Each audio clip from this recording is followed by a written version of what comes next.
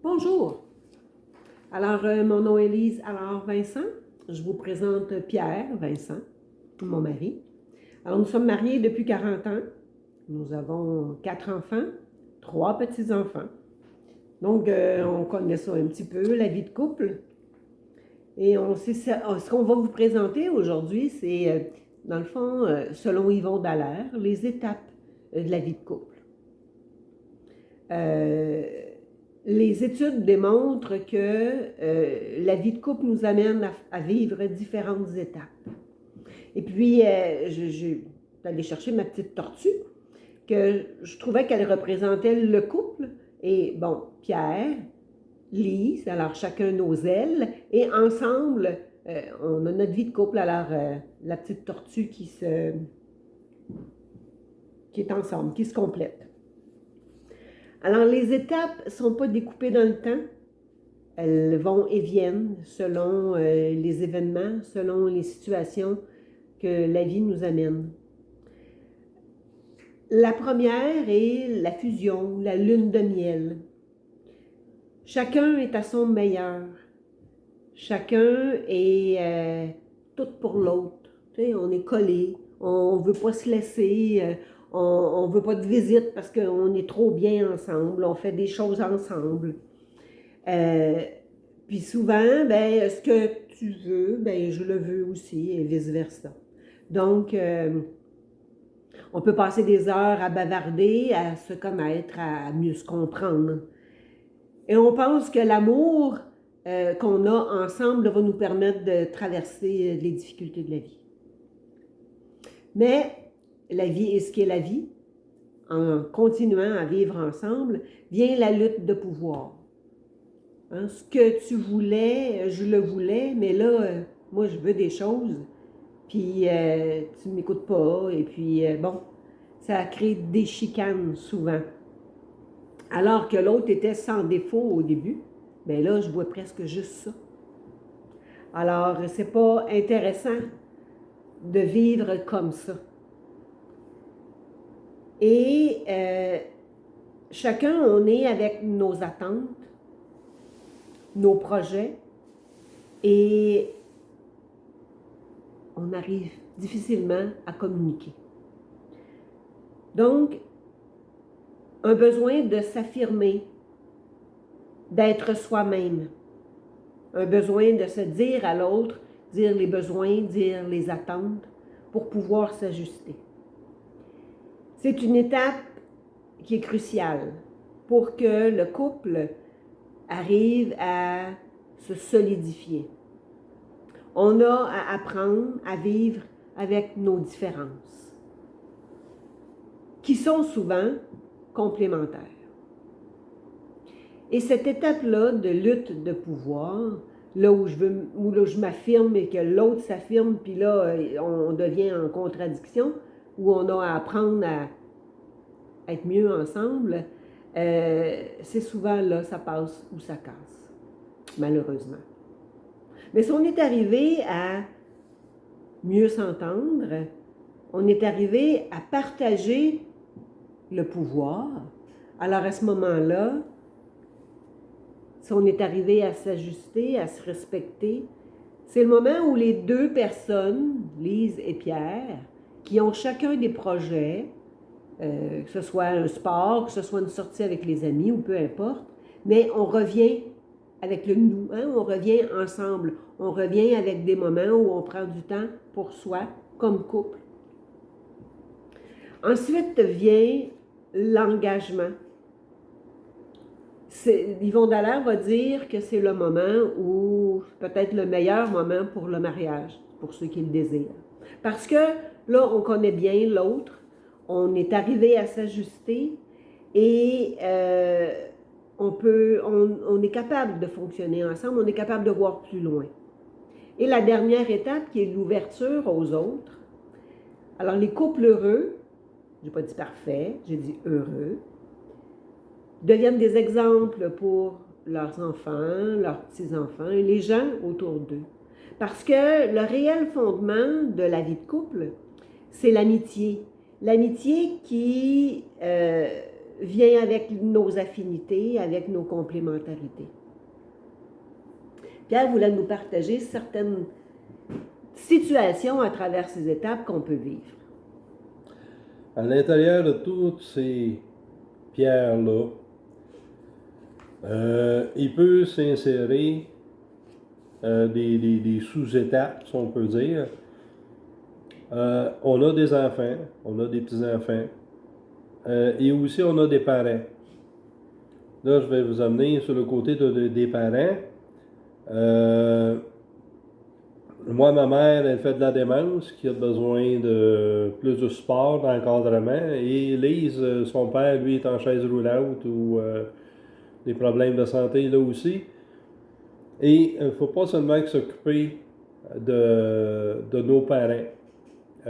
Oui, c'est bon de s'en occuper, mais il faut garder aussi notre temps aussi à l'intérieur de notre couple. Si je fais rien que m'occuper de ma mère, ben, qui va s'occuper de notre couple? Lise ne pourra pas être toute seule à s'occuper du couple. Fait qu'il faut avoir un juste milieu à l'intérieur de ça pour que l'on puisse continuer à grandir dans notre couple, tout en aidant nos parents qui ont un besoin d'aide, certains besoins d'aide assez importants aussi. Et il y a aussi une autre sous-étape qui peut arriver à l'intérieur de toutes ces étapes-là, un retour d'un des enfants à la maison. Peu importe la raison, que ce soit une séparation ou bien d'autres problèmes, ben ça vient changer nos habitudes à la maison. Oui, c'est le fun d'avoir des changements d'habitude, mais celui-là, ce n'est pas un que nous, on contrôle, qui nous est un peu imposé. On est quand même content d'accueillir nos enfants à la maison, de les aider. Et avec ça, ben, il faut être capable d'arriver puis de s'en parler des choses qu'on a à s'ajuster, autant à l'intérieur du couple que aussi avec la personne qui nous revient à la maison. Oui, il y a des belles choses que ça l'amène, mais il y a certaines autres choses aussi qui sont un petit peu désagréables. Mais c'est qu'il faut être capable de se le partager, autant en couple qu'avec l'autre personne qui arrive. Et même l'autre qui arrive, elle n'arrive pas des fois toute seule, elle arrive avec un enfant ou deux, fait que ça vient jouer. Oui, c'est le fun d'avoir nos petits-enfants, mais ça vient jouer dans la game pas mal. Ça vient changer la dynamique dans la maison. Il y a aussi une autre étape qui peut arriver partout. C'est moi, je suis à la retraite depuis quelque temps et Lise va, comme vous savez, ça l'arrive bientôt, la retraite. Fait que moi, j'ai pris des habitudes ici à la maison. Lise est au travail, mais moi, j'ai la maison à moi. Fait que oui, je fais du ménage et toutes ces choses-là. Mais j'ai pris mes habitudes. Mais là, autant la retraite que Lise s'en vient, mais là, la pandémie fait qu'on tombe du jour au lendemain à deux personnes qui sont ensemble. Fait que moi, mes habitudes que j'ai prises, ça vient changer beaucoup. Fait que faut un petit ajustement encore. Fait qu'il faut être capable de passer dans une période de communication. Je vous disais tantôt, je vous parlais de la lutte de pouvoir. On a réalisé que même après 40 ans, on s'est retrouvé en lutte de pouvoir avec ce confinement qu'on doit vivre. Donc, faut y faire attention. On s'en est parlé, on en a pris conscience et on s'est ajusté parce qu'on en a pris conscience et on a pu se parler. Et dans notre vie personnelle comme de couple, on se promène dans tout ça régulièrement. Et on ne fait pas rien de passer d'un à l'autre. On peut partir de là, s'en aller là, revenir ici, puis on s'amuse beaucoup à l'intérieur d'une pierre à l'autre. Ce qu'il faut porter attention, les points importants, c'est de partager nos pouvoirs. C'est ça, d'accepter nos différences. On est tous différents d'une personne à l'autre. On n'a pas été élevés de la même façon. D'avoir une bonne communication, de parler en jeu, puis, comment dire, on évolue de jour en jour, d'année en année, fait que notre communication aussi va changer.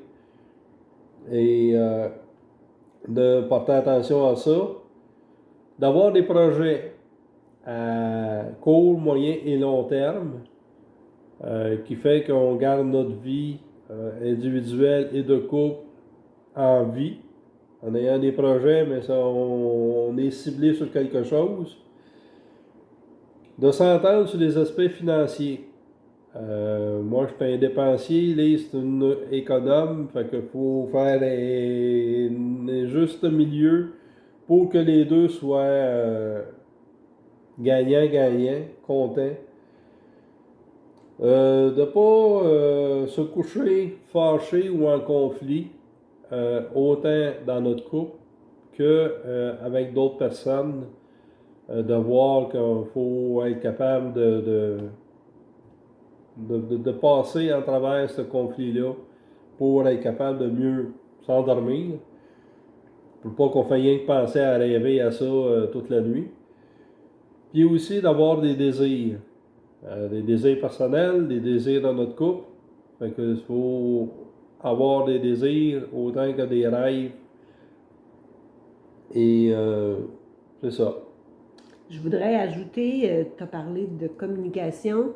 C'est important, quand on a quelque chose de précieux à discuter, de se donner rendez-vous, qu'on soit disponible tous les deux, de corps et d'esprit, pour vraiment être à l'écoute de l'autre, puis à l'écoute de ce sur quoi on a à discuter.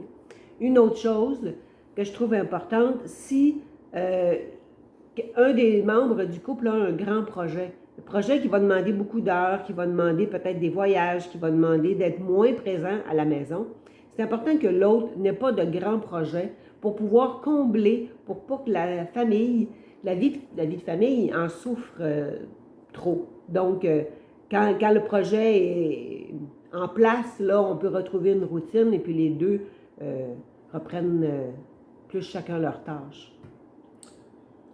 Pour nous aider à grandir dans notre vie de couple, on a eu 2 livres qui nous ont aidés parmi tant d'autres.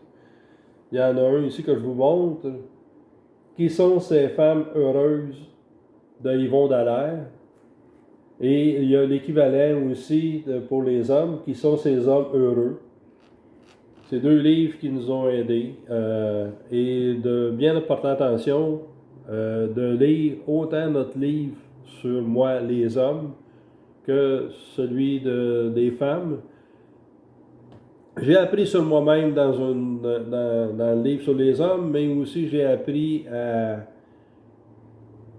peu la philosophie de la femme, combien que c'est pour être capable de mieux dialoguer ensemble, parce qu'on n'est pas fait de la même façon. Alors sur ce, à la prochaine. Au revoir. Bonjour.